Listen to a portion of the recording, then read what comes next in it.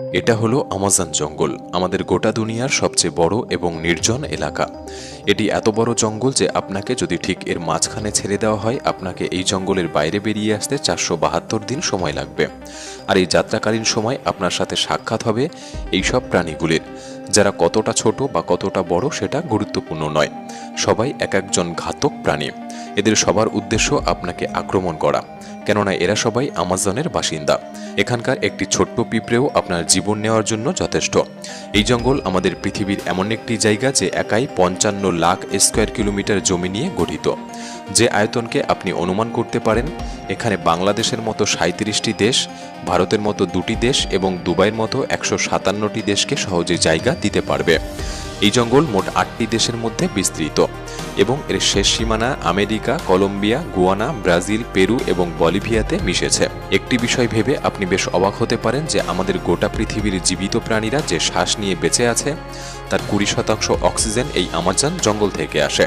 40,000 প্রজাতির গাছপালার এই জঙ্গল, যেখানে প্রকৃতি একমাত্র রাজা। তাই এখানে যা ঘটে তা সবই প্রকৃতির রহস্যময় নিয়মে। তাই আজকের ভিডিওতে আমরা আপনাকে আমাজন জঙ্গল সম্পর্কে এমন সব রহস্য দিতে চলেছি যা এর আগে আপনি হয়তো কখনো শোনেননি। আসলে আমাজন জঙ্গল কত বড় এবং এখানে কোন কোন ঘাতক প্রাণীর বসবাস, যারা কয়েক হাজার বছর ধরে এই জঙ্গলে ঘাঁটি তৈরি করেছে। জানতে হলে ভিডিওটি সম্পূর্ণ দেখার অনুরোধ রইল। আর নতুন বন্ধুরা অবশ্যই পাশে থাকা সাবস্ক্রাইব লেখাটি প্রেস করে বেল আইকনের অল অপশন সিলেক্ট করুন।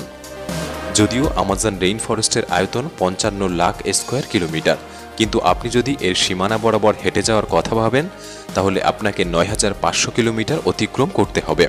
তার মানে হলো মুম্বাই থেকে নিউ দিল্লি 7 বার এবং ঢাকা থেকে বরিশাল 51 বার যাতায়াত করার সমপরিমাণ। এত বড় এবং ঘন আমাজন জঙ্গলকে রেইন ফরেস্ট বলা হয় কারণ বছরে একটি মাত্র সপ্তাহ নেই যে এখানে বৃষ্টি হয় না।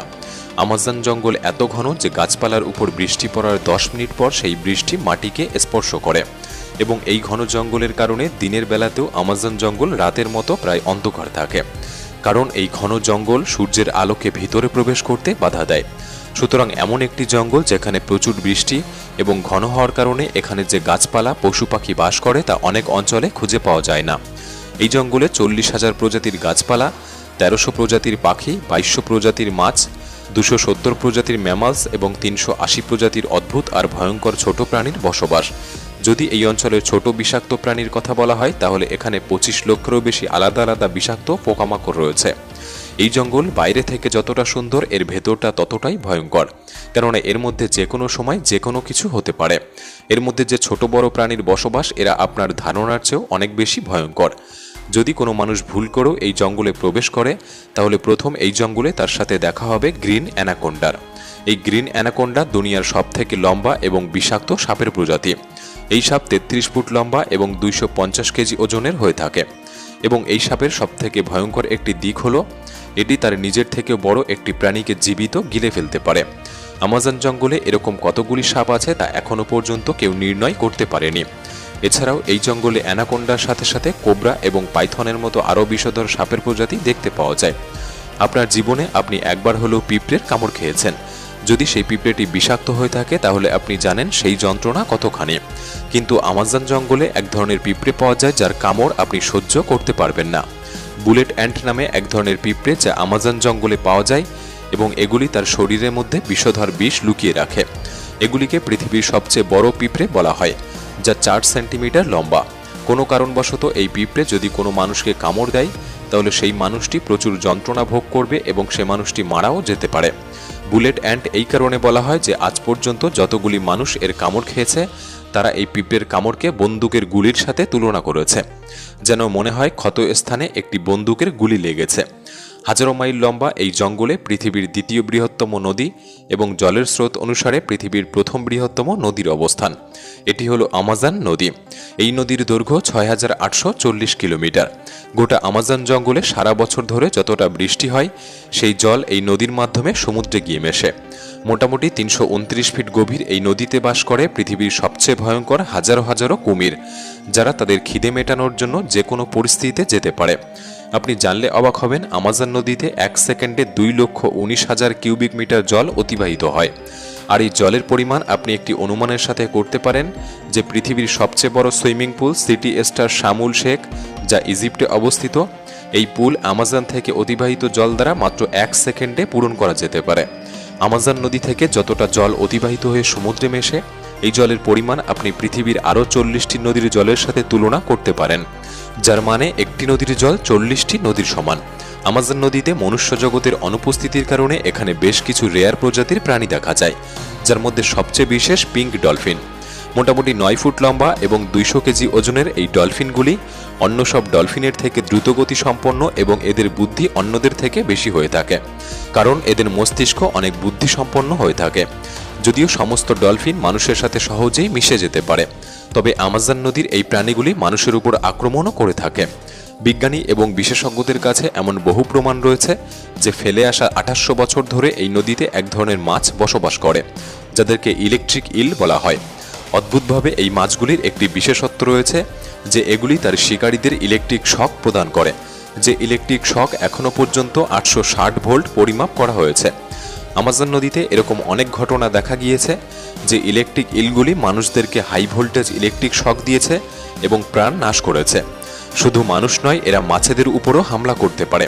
এরা নিজেদের শরীরের থেকেও 100 গুণ ওজনের বেশি প্রাণীর উপর হামলা করে থাকে। এদের সামনে যেই হোক না কেন একটি ইলেকট্রিক ঝটকা নিমেষেই তাকে মেরে ফেলতে পারে। বিশেষজ্ঞরা মনে করে যে এই ইলেকট্রিক ইলের 860 ভোল্ট দ্বারা একটি প্রাণীর নার্ভাস সিস্টেম সহজেই বন্ধ হয়ে যেতে পারে। তবে মার্টিল এস্টেল নামের একজন ম্যারাথন সুইমার এই গোটা আমাজন নদীকে সাঁতরে পার করেছিলেন। হ্যাঁ, সেই ভয়ঙ্কর আমাজন নদী, যেখানে হাজারো হাজারো পরিমাণে ভয়ঙ্কর কুমির, ইলেকট্রিক ইল এবং সেই ভয়ঙ্কর সাপের বসবাস। কিন্তু মার্টিল কিভাবে এই ভয়ঙ্কর নদীকে পার করেছিলেন এবং এই রেকর্ড তৈরি করেছিলেন তাও মাত্র 66 দিনের মধ্যে।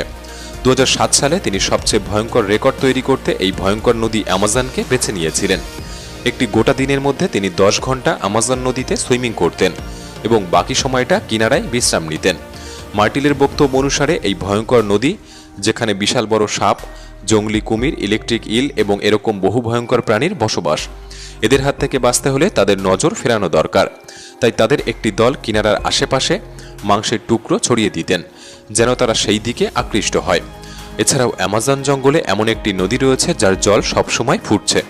6.5 কিলোমিটার দীর্ঘ, জল থেকে ধোঁয়া নির্গত এই নদী অ্যামাজনের সেই অংশে অবস্থিত যা পেরু দেশের মধ্যে পড়ে। এই নদীতে জলের তাপমাত্রা 90 থেকে 100 ডিগ্রি সেলসিয়াস, যেখানে যে কোনো খাবার রান্না করা যেতে পারে।